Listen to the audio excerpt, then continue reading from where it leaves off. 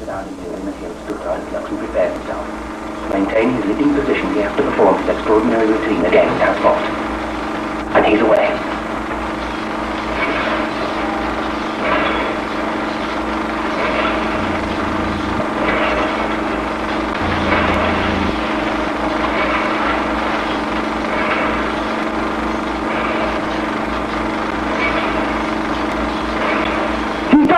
He must have done it.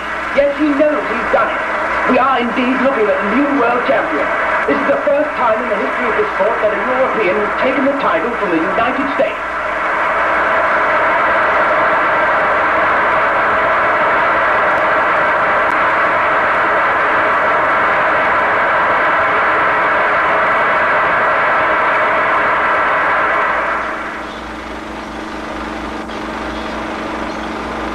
Trampolining has been my life. I suppose you could say I've given everything to it. I started when I was 9, when I met Brian at a small gymnastic club in North London.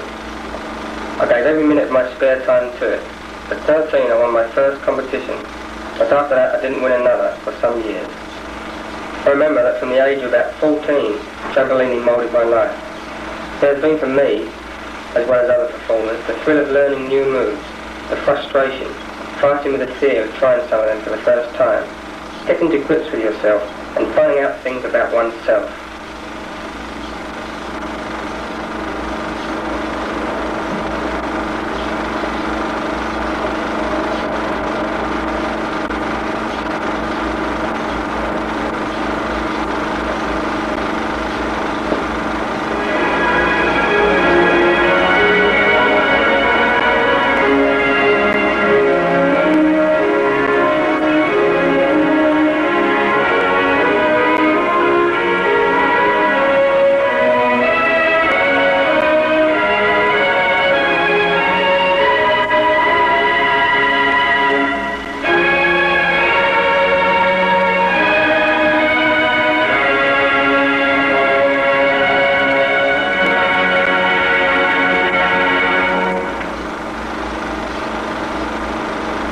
Luxan and his coach, Brian Moore, are both from London.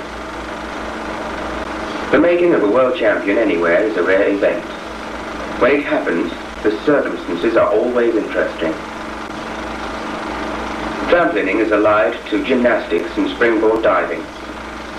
The Russians and Japanese have dominated world gymnastics, just as the Americans have always excelled internationally in diving and trampolining.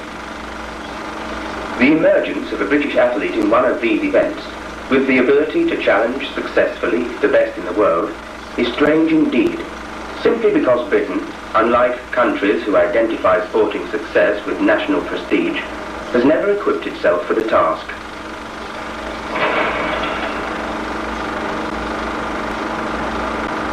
It takes performers like Paul Luxan thousands of hours of dogged, repetitive practice to perfect his movements. The art is to be able to land each skill with such precision that one is able to immediately rise into another movement of equal complexity. The movements are roughly grouped into 6 categories: single somersaults, double somersaults, and triple somersaults, all of which can be done in 3 body shapes: the tucked position, where the body is wrapped in a tight ball, the pike or jackknife position, and the straight position. The 4th category is that of the twisting somersaults, where up to 4 twists are incorporated into the flight of a somersault. The 5th and 6th categories are double and triple somersaults that incorporate twists.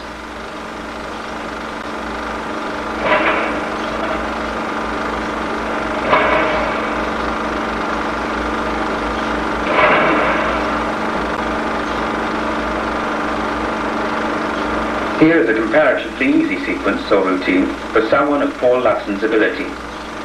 There are 10 movements in any competitive routine. A double forward somersault with a half twist in the second somersault, followed by a back somersault straight, a forward somersault with 1.5 twists. This is a backward somersault in the pike position. Here we have a movement taken from the diving boards, a 3/4 backward somersault, followed by a somersault in the tucked position from the stomach. This movement is a front somersault with a half twist. This is a backward somersault with a full twist. He finishes with very nearly a double somersault to his back. Technically it is 1 3/4 somersaults. And then does a forward somersault from his back with a half twist.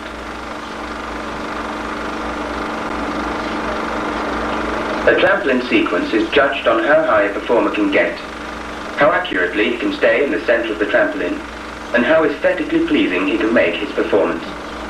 A mark for difficulty is added afterwards. A slight miscalculation can result in having to abandon an intended skill halfway through the flight, and a very quick escape route has to be found to avoid a bad landing.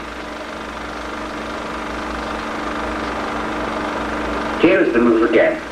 A twisting somersault from the stomach, this time performed accurately.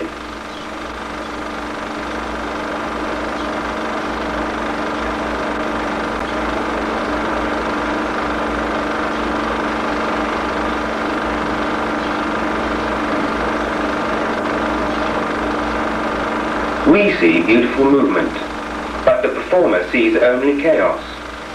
Out of this chaos, he has to feel and grope his way towards perfect movement.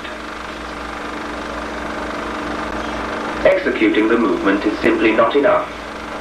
The performer needs to do more than just go through the motions, as each skill has to communicate something. One expert wrote a book entitled 2 Seconds of Freedom. That is the time in the air of each movement, 2 seconds, in which to create a thing of beauty that is then immediately lost from sight. More than this, the performer never actually sees the thing he is creating at the time he is doing it. He only feels it and relies on others to draw out of him what is within him.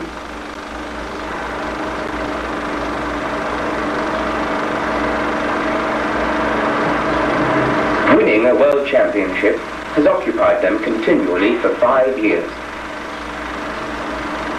Since leaving school, Paul has been voluntarily without a job for long periods in order to gain experience abroad, representing both his country and the British Trampoline Federation.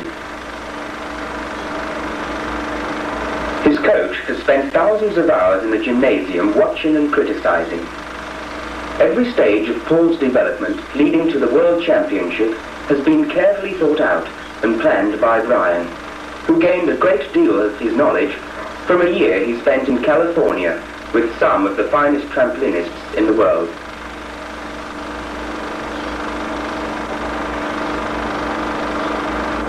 The majority of schools and youth organizations in Europe and in America use the trampoline, if not competitively, then as an important part of recreation and physical education.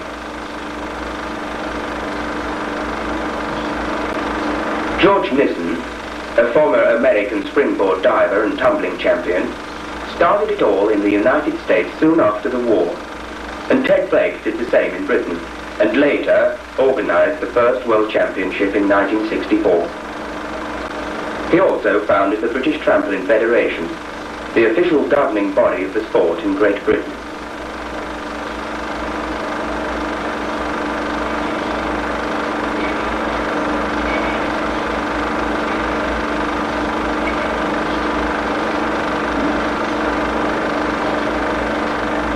The history of trampolining is lost in antiquity.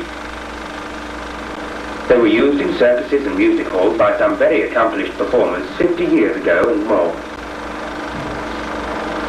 Before a folding trampoline was invented, music hall managers would not allow trampoline acts to rehearse in the theatre. They called them stage wreckers.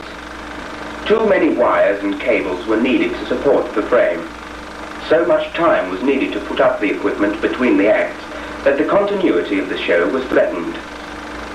Today, a trampoline folds up flat and can be moved in seconds.